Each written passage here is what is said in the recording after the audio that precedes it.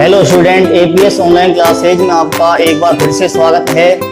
आज हम जो हमारी एक्सरसाइज 9 चल रही है अनुक्रम तथा श्रेणी, उसका क्वेश्चन नंबर 6 हम सोल्व करेंगे। क्वेश्चन नंबर 6 है क्या, पढ़ेंगे उसको। यदि किसी समांतर श्रेणी 25, 22, 19 डैश डैश के कुछ पदों का योगफल 116 है, कुछ पदों का योगफल 116 है, तो उसका जो अंतिम पद है, लास्ट पद L, वो ज्ञात कीजिए। तो सबसे पहले हम क्या लिखेंगे, दी गई श्रेणी। श्रेणी क्या है, 25, 22, 19 डैश डैश डैश। अब जो श्रेणी हमको दी जाती है वो किस काम के लिए दी जाती है? श्रेणी का जो हमारा काम है, इसमें सबसे पहले हम श्रेणी का काम खत्म करते हैं। श्रेणी से हम सबसे पहले प्रथम पद क्या है, 25, a बराबर 25 लेते हैं। उसके बाद क्या है, सारवे अंतर d बराबर 22 माइनस 25। दूसरा पद में से पहला पद घटा देंगे, कितना आ जाएगा, -3। श्रेणी का काम यहां पर कंप्लीट होता है। अब ये आगे देखेंगे प्रश्न को कि कुछ पदों का योगफल 116 है, तो यहां पर क्या लिखेंगे कि माना n पदों का योगफल, n पदों का योगफल बराबर 116 है। कुछ पदों का योगफल 116 है, इसका मतलब n पदों का योगफल हमने 116 मान लिया, यानी कि हमको सबसे पहले n का मान ज्ञात करना है। तो यहां पर देखेंगे Sn बराबर 116, n पदों का योगफल हमने 116 मान लिया, तो n का मान हमारा ज्ञात यहां पर हो जाएगा। n क्या है, वही हमारा क्या है, अंतिम पद होगा, पदों की संख्या हो जाएगी। उसके बाद हम लास्ट पद ज्ञात कर देंगे। तो Sn बराबर 116, Sn का जो फॉर्मूला होता है वो क्या होता है, n/2। समांतर श्रेणी के लिए n पदों का योगफल का फॉर्मूला है n/2 2a + n - 1 × d बराबर कितना है, 116। यहां पर जो मान हम रख सकते हैं वो रखेंगे, n/2, या फिर इस 2 को यहां से हटाकर 116 के पास भेज देंगे। 2 × a का मान कितना है, 25 प्लस n - 1 × d का मान कितना है, -3 बराबर 116 × 2। इस 2 को हमने उधर ट्रांसफर किया है तिरछा गुणा से। उसके बाद नेक्स्ट जो स्टेप है, n × कितना हो जाएगा, यहां पर देखेंगे 50 प्लस गुणा करेंगे -3n और +3 बराबर कितना हो जाएगा, 232, या n × 53 - 3n बराबर 232, या -3n² और +53n -232 बराबर 0, या 3n² और -53n, यानी कि दोनों पक्षों को या प्रत्येक पद को हमने माइनस से गुणा किया है। क्यों किया है, क्योंकि n² का जो पद है या गुणांक है उसको क्या करना है, धनात्मक करना है। अब देखें, अब जो हमारी समीकरण प्राप्त हो रही है वो कौन सी है, एक द्विघात समीकरण है। किसमें है, n में। n के हमारे पास 2 मान प्राप्त होंगे। अब इसके गुणनखंड देखें, गुणनखंड क्या आएंगे। तो 232 × 3 करने के बाद जो भी संख्या हमको प्राप्त हो रही है उसके हमको इस तरह से टुकड़े करने हैं कि जोड़ने घटाने पर क्या आ जाए, 53 आ जाए। तो इसके गुणनखंड क्या होने चाहिए, 3n² -24n और -29n प्लस 232 बराबर 0। टुकड़े क्या हो जाएंगे, 24 और 29। यहां से 3n इन दोनों में से कॉमन लिया जाएगा तो क्या बचेगा, n - 8, और यहां से -29 कॉमन लेने पर क्या बचेगा, n - 8 बराबर 0, या 3n - 29 और n - 8 बराबर 0। ये हमारे द्विघात समीकरण जो हमको प्राप्त हुई है उसके गुणनखंड प्राप्त कर लिए। यहां से n के 2 मान प्राप्त हो जाएंगे, 29/3 और 1 आएगा n का मान 8। एक बात का ध्यान रखना है कि चूंकि n बराबर 29/3 क्या है निरस्त करने पर, क्योंकि 29/3 पदों की संख्या नहीं हो सकती, पदों की संख्या हमेशा धनात्मक और पूर्णांक होती है। तो इसलिए n बराबर 8 ये हमारा पदों की संख्या हो जाएगी। अब देखें पदों की संख्या जो हमारी श्रेणी है उसमें टोटल कितने पद हैं, n बराबर 8 पद हैं इसमें टोटल। तो हमको कौन सा पद ज्ञात करना है, अंतिम पद ज्ञात करना है। तो अंतिम पद कौन सा होगा, 8वां पद हमारा जो होगा अंतिम पद हो जाएगा। अतः अंतिम पद ये हमसे ज्ञात करने के लिए कहा गया है। तो अंतिम पद कौन सा है, A8, 8वां पद हमारा अंतिम पद हो जाएगा, जिसका क्या फॉर्मूला है, A+7D। या A का मान हम रखेंगे, A का मान कितना है 25 + 7 × D का मान कितना है -3, 25 - 21 यानी कि कितना आ जाएगा 4 आ जाएगा। ये हमारा जो होगा इस समांतर श्रेणी का अंतिम पद होगा। क्वेश्चन नंबर 7 देखिए, उस समांतर श्रेणी के n पदों का योगफल ज्ञात कीजिए। यानी कि हमको Sn बराबर ज्ञात करना है समांतर श्रेणी के लिए जिसका k-वां पद 5 के + 1 दिया गया है। तो हम लिखेंगे यहां पर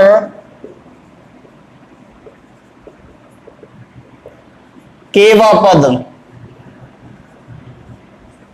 जिसको हम t k या 1k प्रदर्शित कर सकते हैं। तो a के बराबर क्या है 5 के + 1, k बराबर 1 रखने पर तो क्या आएगा, A1 बराबर k के जगह पर हमको क्या रखना है 1 रखना है। तो 5 × 1 + 1 यानी कि कितना हो जाएगा यहां पर 6। उसके बाद क्या रखेंगे k बराबर 2, तो क्या हो जाएगा A2 बराबर दूसरा पद हमको प्राप्त होगा 5 × 2 + 1 यानी कि 5 × 2 10 + 1 यानी कि कितना हो जाएगा 11। k बराबर 3 रखने पर A3 बराबर 5 × 3 + 1 यानी कि 5 × 3 15 + 1 यानी कि कितना हो जाएगा 16 हो जाएगा। अतः समांतर श्रेणी यानी कि AP क्या हो जाएगी 6 11 16 डैश डैश। क्योंकि A बराबर कितना है प्रथम पद 6, सारवे अंतर D बराबर कितना हो जाएगा 11 - 6 यानी कि 5। तब अपन को Sn बराबर ज्ञात करना है, n पदों का योगफल हमको ज्ञात करना है। अगर 5 पदों का योगफल पूछता तो S5 हमको ज्ञात करना होता है।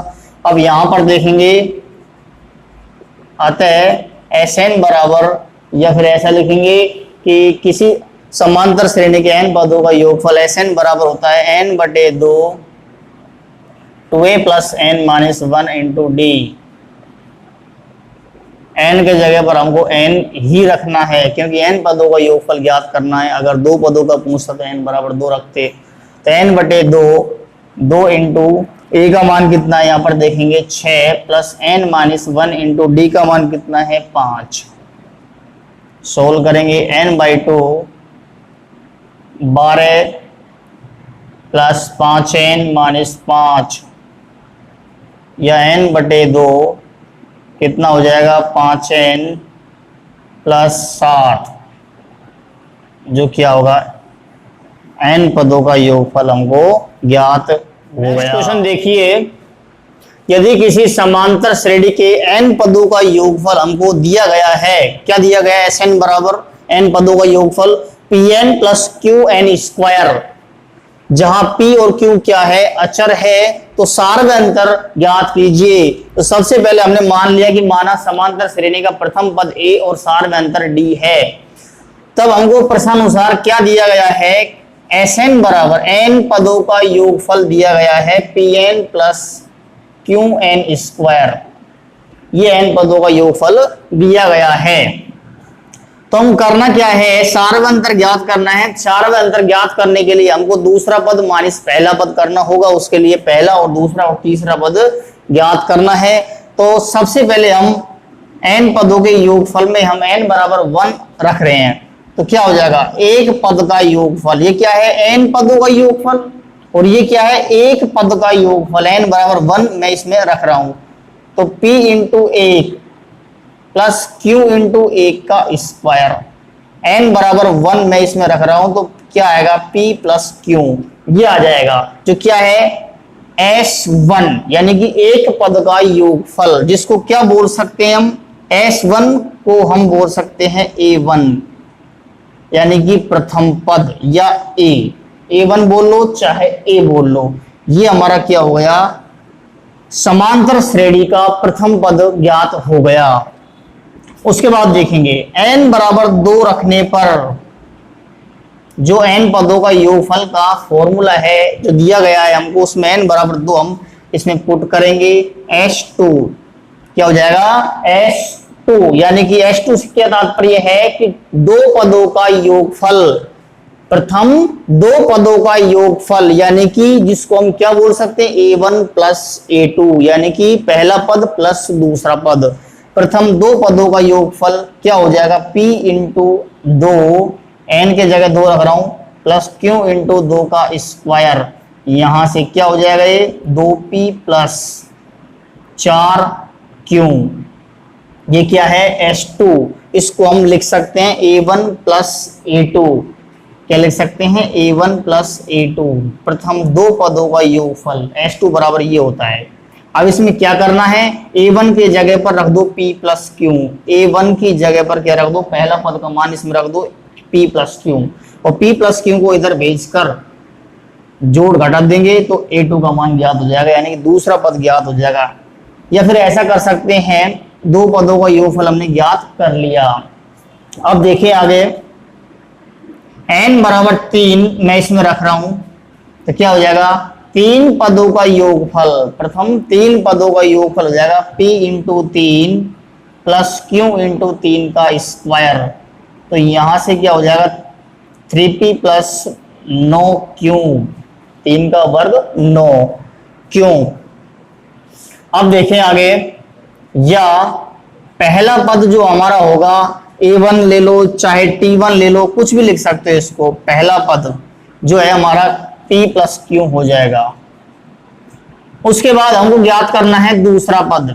दूसरा पद का फॉर्मूला क्या होता है, दूसरा पद का फॉर्मूला चाहे तो याद रख लो या फिर इस तरीके से निकाल लो। S2 के स्थान पर रख दो T1 प्लस T2, और T1 का मान यहां से रखकर इधर भेजकर T2 का मान ज्ञात कर सकते हैं, या फिर दूसरा पद का फॉर्मूला हम याद रख लेंगे। दूसरा पद कैसे ज्ञात होता है कि प्रथम दो पदों का योगफल में से प्रथम एक पद का योगफल घटा दीजिए।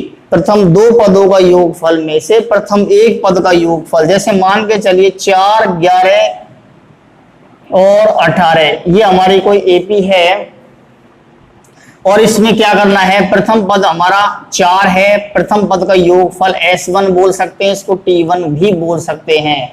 और हमको अगर दूसरा पद ज्ञात करना है, T2 का मान निकालना है, तो कैसे निकालेंगे, प्रथम दो पदों का योगफल S2 में से प्रथम पद का योगफल घटा देंगे। अगर हमको तीसरा पद ज्ञात करना होता ये वाला T3, तो कैसे ज्ञात करते, इसको ज्ञात करने के लिए हमको प्रथम तीन पदों के योगफल में से T3 बराबर प्रथम तीन पदों का योगफल ज्ञात कर लो एक बार, उसमें से घटा दो प्रथम दो पदों का योगफल, यानी कि S2 घटा दो। ये हमारा जो फॉर्मूला है तीसरे पद का है। तो S2 माइनस S1 में कर रहा हूं, यहां पर S2 का मान कितना है, ये रहा, S2 का मान ये है 2P प्लस 4Q। इसमें से मैं घटा रहा हूं S1 यानी कि प्रथम पद, P प्लस Q घटाएंगे इसमें से, तो क्या हो जाएगा, 2P में से P घटाओ P बचेगा, 4Q में से Q घटाओ माइनस का हो जाएगा Q, तो क्या बचेगा चेक कर लेना क्या आएगा 3q। ये जो होगा हमारा दूसरा पद ज्ञात हो जाएगा समांतर श्रेणी का। अब हम ज्ञात कर रहे हैं तीसरा पद जो इस फॉर्मूले से ज्ञात होगा। प्रथम 3 पदों के योगफल में से प्रथम 2 पदों का योगफल हम घटा देंगे। 3 पदों का योगफल हमारा ये रहा, इस 3p प्लस 9q में से प्रथम 2 पदों का योगफल घटा देंगे। ये 2 पद हैं, ये वाला 2p प्लस 4q,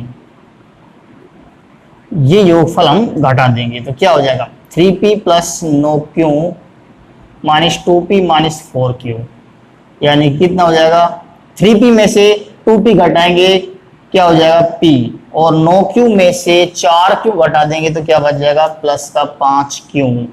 ये हमारे प्रथम 3 पद ज्ञात हो गए। तीसरा पद ये हो जाएगा। हमसे क्या पूछा है कि तब सार्वंतर ज्ञात कीजिए। तो सार्वंतर ज्ञात करने से पहले ये भी लिख सकते हैं हमारे जो AP होगी वो क्या हो जाएगी पहला पद, दूसरा पद, तीसरा पद, चौथा पद, इस तरह से nवा पद। ये हमारे समांतर श्रेणी बनेगी। यहाँ से ये इसको ऐसा लिख सकते हैं, पहला पद हमारा है p प्लस q और दूसरा पद जो हमारा है वो क्या है p प्लस 3q, तीसरा पद क्या है p प्लस 5q, चौथा हमने ज्ञात नहीं किया। ये हमारी जो होगी समांतर श्रेणी होगी। अब इसमें हमको सार्वंतर ज्ञात करना है। तब सार्वंतर d बराबर दूसरा पद माइनस पहला पद, इस फॉर्मूले से हम ज्ञात करेंगे। दूसरा पद क्या है ये है, इसमें से पहला पद हम घटा देंगे तो घटाएंगे तो p से यहाँ p एक कट जाएगा, माइनस का p प्लस p दोनों कट जाएंगे, 3q माइनस q यानी कि 2q। ये हमारा सार्वंतर यानी कि आंसर हो जाएगा। एक बार और सार्वंतर ज्ञात कर लेते हैं। तीसरा पद में से दूसरा पद को घटाकर, जिसे समांतर श्रेणी है या नहीं है उसकी भी जांच यहाँ पर हो जाएगी। तीसरा पद ये है, इसमें से हमको दूसरा पद घटाना है, ये वाला p से यहाँ p कट जाएगा, क्या बचेगा 5q माइनस 3q यानी कि 2q। ये हमारा सार्वंतर बिल्कुल समान आ रहा है, यानी कि पदों के बीच का जो अंतर आ रहा है वो समान है, अतः ये समांतर श्रेणी है। और इससे हमको ये प्रूफ हुआ है कि ये समांतर श्रेणी है, और साथ में हमने सार्वंतर भी ज्ञात कर लिए जो कितना आएगा d बराबर 2q। ये हमारा आंसर होगा। क्वेश्चन नंबर 9 देखें।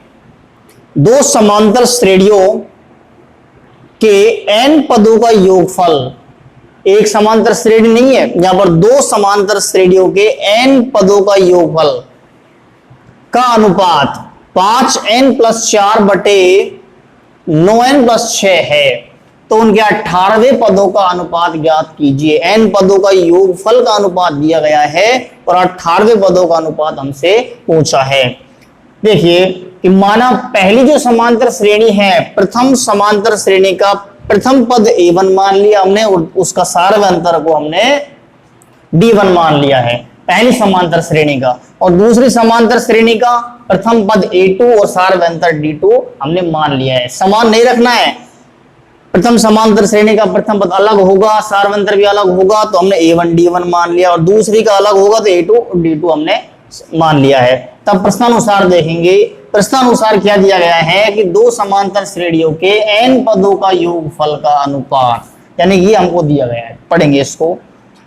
प्रथम समांतर श्रेणी के n पदों का योगफल बटे, यानी अनुपात का मतलब बटे द्वितीय समांतर श्रेणी के n पदों का योगफल, यानी कि हमको ये दिया गया है प्रथम समांतर श्रेणी के n पदों का योगफल को मान के चलिए हमने Sn ले लिया, और द्वितीय समांतर श्रेणी के n पदों के योगफल को Sn डैश ले लिया, ये हमको दिया गया है। तो अब देखें यहां से आगे क्या है कि प्रथम समांतर श्रेणी के n पदों का योगफल का सूत्र बताइए क्या होता है। n बटे 2, n पदों का योगफल n बटे 2 2a plus n minus 1 into D, ये n पदों का योगफल का फॉर्मूला है किसी भी समांतर श्रेणी के लिए। तो यहां पर क्या करना क्या है, प्रथम समांतर श्रेणी के लिए है तो A1 और D1 यहां पर हम कर देंगे, क्योंकि प्रथम पद A1 माना है और सार्वंतर को क्या माना है, D1 माना है। अपॉन क्या है, अनुपात में क्या है, द्वितीय समांतर श्रेणी के n पदों का योगफल n/2, n पदों का ही पूछा यहां पर भी, n पदों का योगफल क्या है, n/2 2a + n-1 × d, यहां पर A2 यहां पर D2, प्रथम पद A2 और सार्वंतर क्या है, D2 है। तो बराबर क्या है, 5n + 4 बटे 9n + 6, n/2 से n/2 कट जाएगा। अब आगे देखें क्या बचेगा, यहां पर बच रहा है 2a1 + n-1 × d1, 2a2 + n-1 × d2 बराबर 5n + 4 बटे 9n + 6, ये रह जाएगा। फिर से देखें, दो समांतर श्रेणियों के n पदों का योगफल का अनुपात, प्रथम समांतर श्रेणी का n पदों का योगफल बटे द्वितीय समांतर श्रेणी के n पदों का योगफल बराबर हमको ये दिया गया है, यानी कि अनुपात हमको दिया गया है। तो हमने उसका फॉर्मूला लगाया, योगफल का फॉर्मूला हम लगाएंगे और योगफल के फॉर्मूले में हमको A1 और D1 A2 D2 ये चेंज करना है, n हमको नहीं चेंज करना है, क्योंकि दोनों समांतर श्रेणियों के n पदों का योगफल है। तो n/2 से n/2 कट जाएगा, यहां पर हमारा ये बच जाएगा।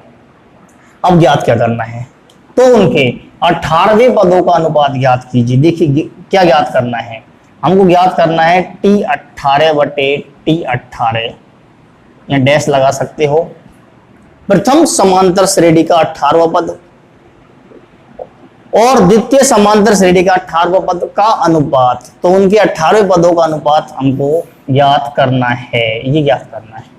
अब देखिए 18वां जो पद है उसका क्या फॉर्मूला है, प्रथम समांतर श्रेणी का 18वां पद का फॉर्मूला यहां पर देखेंगे a + 17d, और इसका भी a + 17d, यानी कि A1 + 17d1 और A2 + 17d2, ये हमको ज्ञात करना है। ये किसका फॉर्मूला है, 18वें पद का, और ये किसका फॉर्मूला है, 18वें पद का।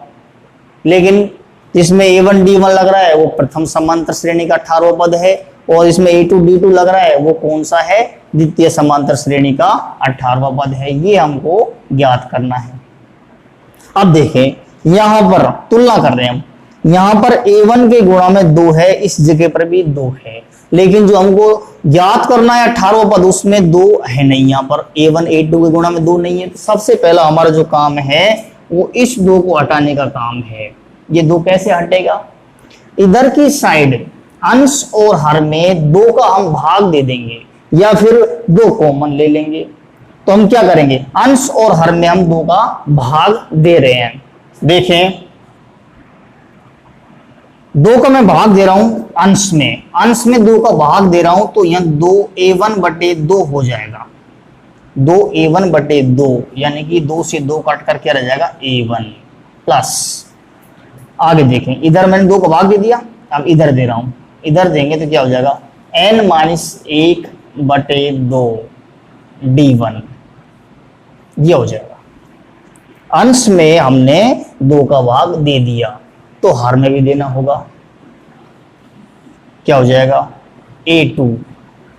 हर में जब भाग देंगे 2 का तो इस वाले पद में 2 से 2 कट जाएगा, लेकिन इधर नहीं कट रहा है, तो इधर क्या हो जाएगा, प्लस n-1/2 D2 बराबर 5n + 4 बटे 9n + 6। अब ध्यान दीजिए, अब हमको n का एक ऐसा मान रखना है, n का एक ऐसा मान रखना है, ऐसा मान सोचिए कि यहां पर 17 हो जाए, इस जगह पर 17 और इस जगह पर भी 17 हो जाए। इस जगह पर 17 करना है अपन को, क्यों करना है 17, क्योंकि A1 + 17D1 क्या हो जाएगा, 18वां पद हो जाएगा, A2 + 17D2। तो कहने का मतलब इस जगह पर 17 करना है, इस जगह पर 17 करने के लिए n का मान क्या रखें, तो n का मान हमको रखना है यहां पर 35, n का मान अगर हमने 35 रखा तो क्या हो जाएगा, 35 माइनस 1 34 बटे 2 यानी कि 17 रह जाएगा। तो n का मान 35। अगर भूल जाते हो या फिर ज्ञात नहीं हो पा रहा है तो इसको देखिए किस तरह से करेंगे कि चूंकि n माइनस 1 बटे 2 को हम 17 लेकर आना है हमको, तो n माइनस 1 बटे 2 की जगह पर हम क्या करेंगे 17 करना चाहते हैं। तो यहाँ पर n माइनस 1 बटे 2 को 17 के इक्वल किया है, तो यहाँ से 17 इंटू 2 कितना हो जाएगा 34, या n बराबर क्या है 35 रखने पर, तो इसमें हम 35 रख रहे हैं n बराबर।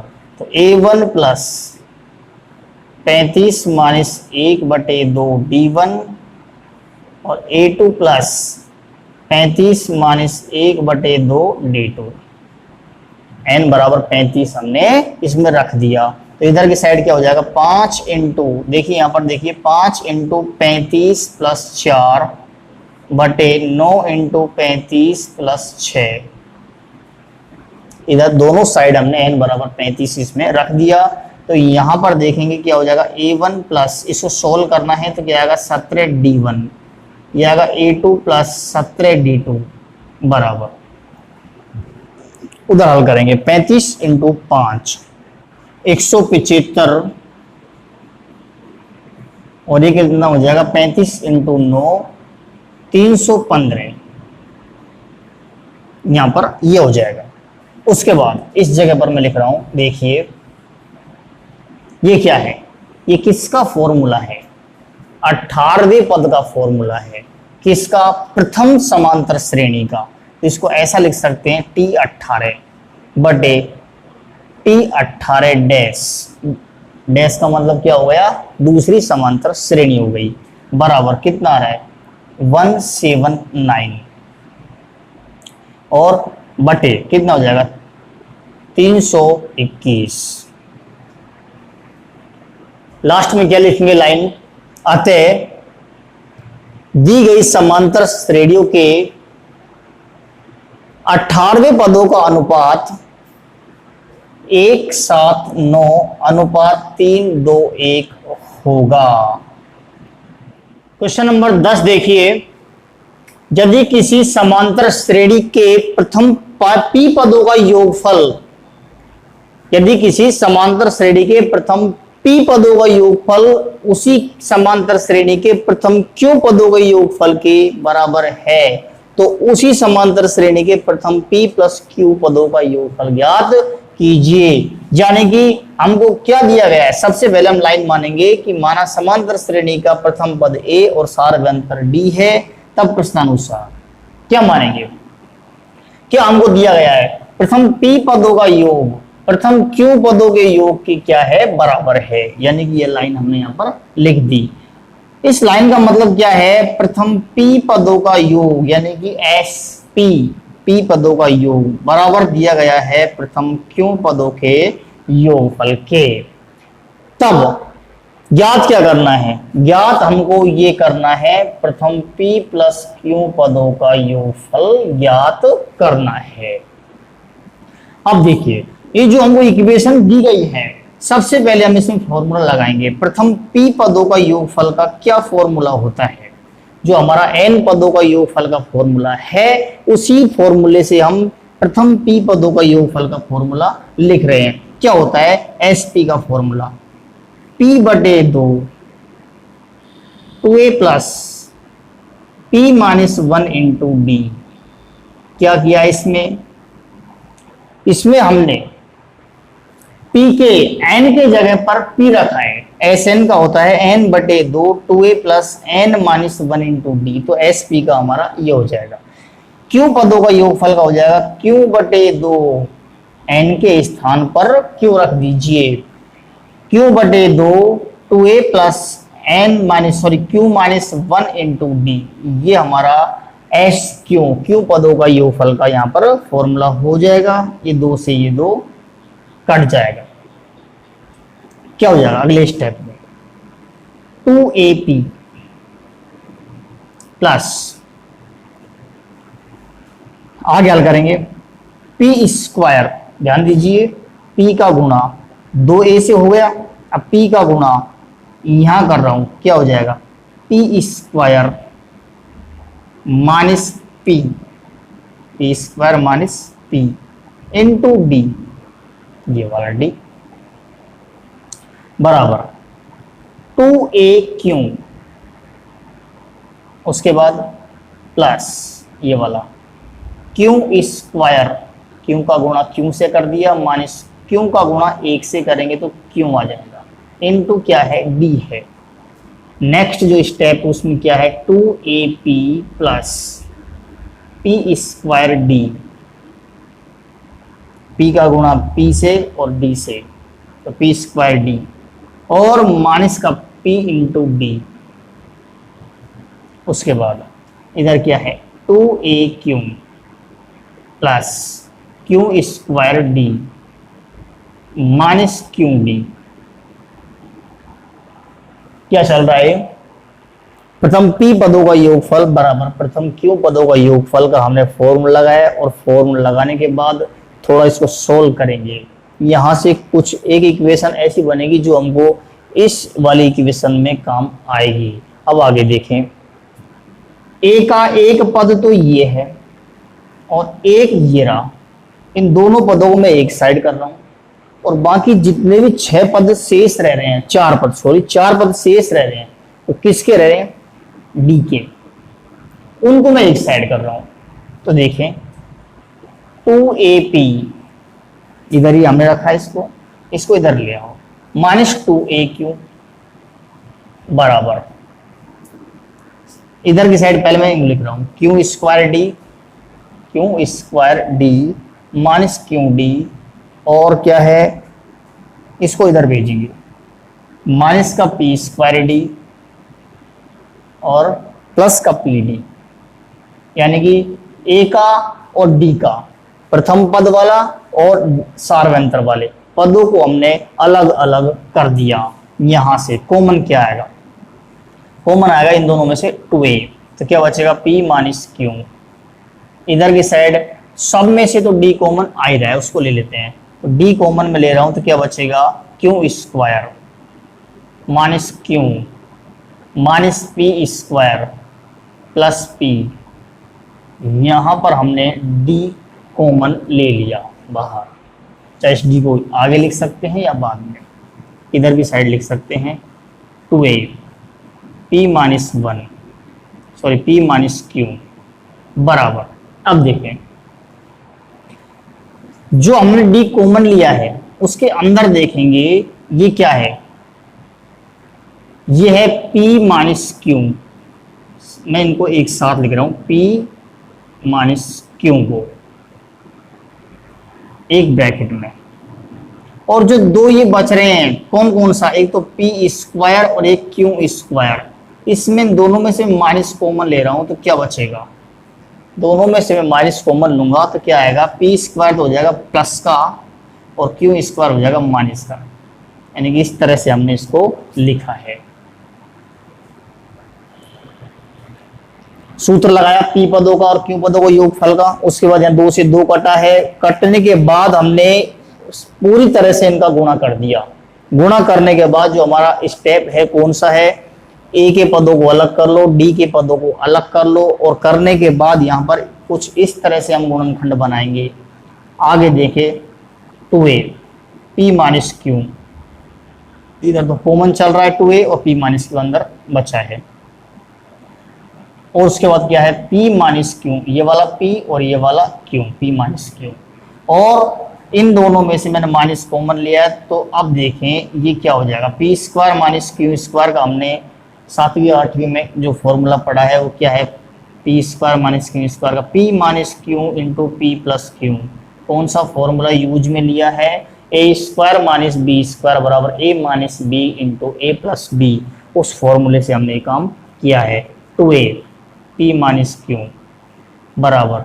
अब देखिए, अब अंदर से कुछ कॉमन आएगा, क्या कॉमन आएगा, देखो इधर की साइड से एक स्टेप ये है और एक स्टेप यहाँ से यहाँ तक है, तो क्या कॉमन आएगा अंदर से, p माइनस क्यू कॉमन आ जाएगा, तो अंदर क्या बचेगा, इधर तो बचेगा 1, इस जगह पर तो रह जाएगा 1 माइनस, इधर क्या रहेगा देखिए p प्लस क्यू रह जाएगा, P माइनस क्यू तो कॉमन बाहर चला गया, इनटू क्या है D है, P माइनस क्यू से इस P माइनस क्यू को हम काट देंगे।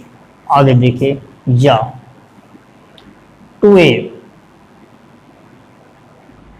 और बराबर 1 minus P plus Q into D, ये शेष रहेगा यहां पर।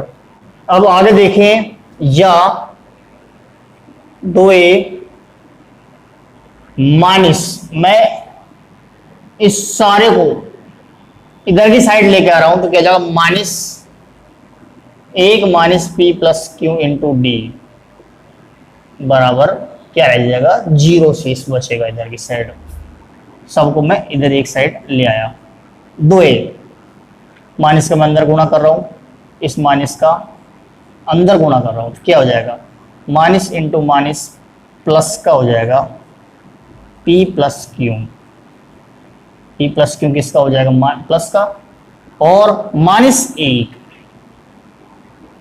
इस माइनस का मैंने अंदर गुणा किया है तो P प्लस क्यू ये टोटल किसका हो जाएगा, माइनस इंटू माइनस प्लस का हो जाएगा, और 1 माइनस का इंटू क्या है D है बराबर 0। इसको डाल देंगे हम इक्वेशन नंबर 1। जो हमारा ये प्रश्न अनुसार कंडीशन दी गई थी, P पदों का योग बराबर Q पदों का योग, यहां से हमको ये सारा काम करना ही पड़ेगा। ये सारा काम करने के बाद हम इस नतीजे पर पहुंचे, यानी कि ये वाली इक्वेशन हमको मिल गई। ये इक्वेशन हम कहाँ काम आएगी, यहां तक तो हमको सोल्व करना ही करना है उस समीकरण को जो हमको दी गई है, SP बराबर SQ को पूरी तरह से खोलकर यहां पर लेके आना है।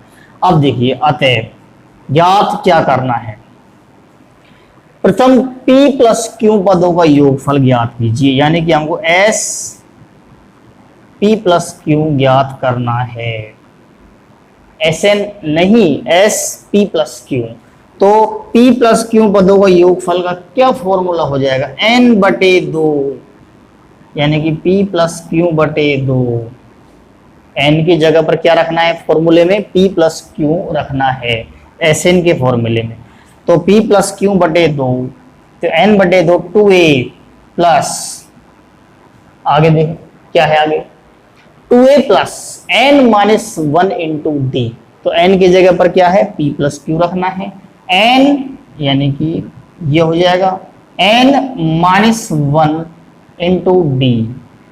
ये हमारा फॉर्मूला है, किसका फॉर्मूला है, P प्लस Q पदों का योगफल का फॉर्मूला हो जाएगा, यानी कि N पदों के योगफल के फल के फॉर्मूले में हमको N की जगह पर P प्लस Q रख देना है।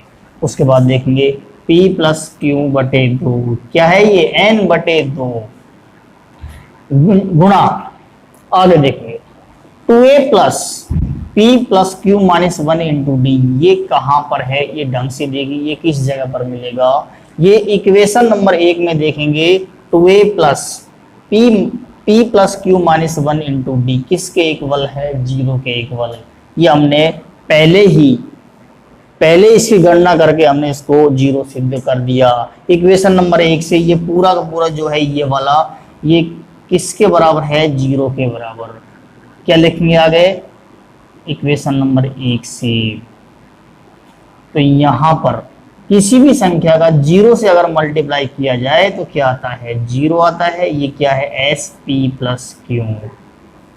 यही हमको ज्ञात करना था कि प्रथम P प्लस Q पदों का योगफल ज्ञात कीजिए।